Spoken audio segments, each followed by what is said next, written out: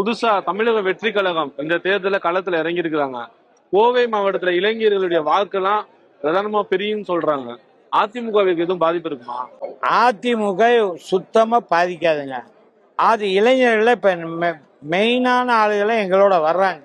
ஏன்னா அவங்களுக்கு தெரியும், இளைஞர்களை ஊக்குவிச்சு அவங்கள படிப்பறிவுக்கு ஊக்கப்படுத்தியது அண்ணா திராவிட முன்னேற்றங்கள். லேப்டாப் என்ற ஒரு கொள்கை உலகத்துல யாருமே செய்யாத கொண்டு வந்தது புரட்சி தலைவி அம்மா தான். அப்படிப்பட்ட இளைஞர்களுக்கு தெரியும். ஆல் பாஸ் பண்ண கொரோனா டயத்தில் பண்ணது எடப்பாடி என்னன்னு தான் தெரியும். பையங்க 2 கிலோமீட்டர் 3 கிலோமீட்டர் நடக்கிறான்னு விலையில்லா சைக்கிள் கொடுத்தது தெரியும். ஃபர்ஸ்ட் ஸ்டாண்டர்ட் 12th ஸ்டாண்டர்ட் வரைக்கும் படிக்கிற குழந்தைகளுக்கு வருடம் ஜூன் மாதம் 1ஆம் தேதி பிறந்தா எத்தனை தாய்மார் முதல்ல தான் குழந்தைகளுக்கு புக்கு வாங்கணும், பை வாங்கணும்னு தன்னுடைய காது கம்மலெல்லாம் அடமானம் வச்சு குழந்தைகளை ஸ்கூலுக்கு அனுப்பாங்க. இதை அறிந்து அம்மா புரட்சி தலைவி அம்மா 16 உபகரணங்களோட பொருளை கொடுத்து ஜூன் 1ஆம் தேதி எல்லா பணக்கார குழந்தைகளோட என்னுடைய ஏழை குழந்தை ஈக்குவலாக இருக்கணும்னு செஞ்சது நாங்கள். அப்படிப்பட்ட மாணவ செல்வங்கள் இன்னைக்கு இளைஞர்கள்லாம் அதுலேருந்து வளர்ந்த இளைஞர்கள்லாம் அதிமுக தான் விரும்புகிறார். அவர் ஒரு நடிகர் நிற்கிறார், அவ்வளோதான். ஆனால் எல்லாரும் எம்ஜிஆர் ஆக முடியாது.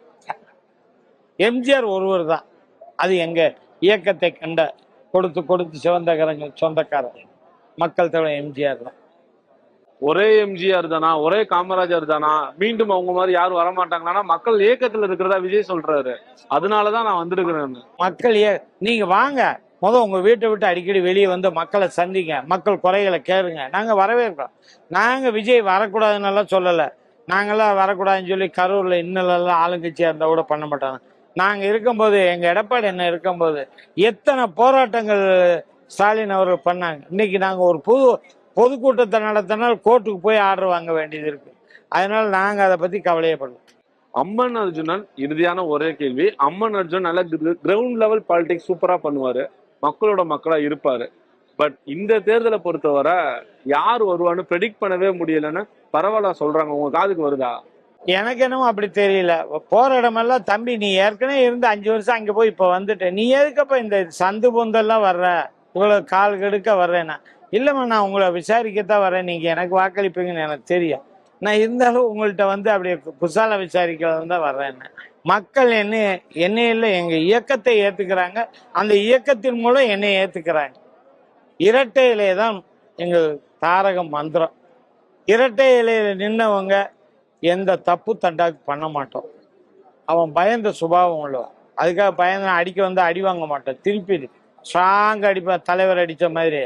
அதெல்லாம் மக்கள்கிட்ட அடிக்கும். ஏன் இதை சொல்கிறேன்னு உங்களுக்கு புரிஞ்சிருக்கும்.